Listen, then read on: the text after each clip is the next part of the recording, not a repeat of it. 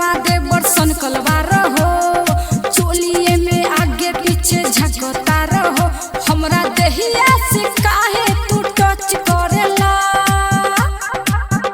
असहुलिये में भौजी चोली जंग करता, डाला बाला हमसे रंग बड़ी मन करता।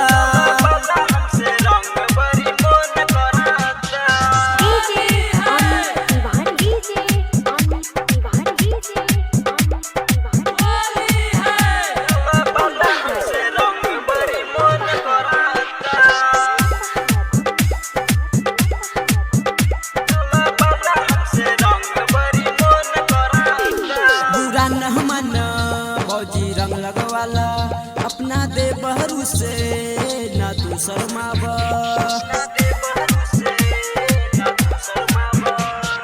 पीके देवर भांग तू भकुआइल बारहो, डाली के सबूर नइखे डालता रहो।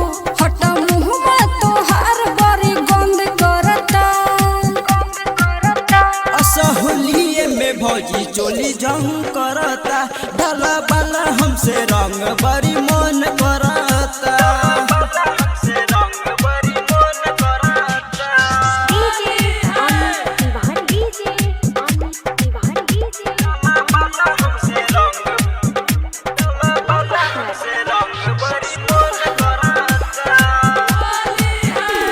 चली ना भौजी आज कोई बहाना, पिछो कोरिया के बारू तू ही निशाना।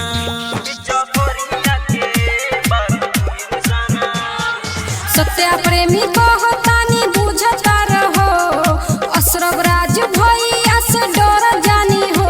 आशिक राइटर ही देखी के शौक करता। असहुलिये में भौजी चोली जंग करता, डाला बाला हमसे रंग बड़ी मन करता। असहुलिये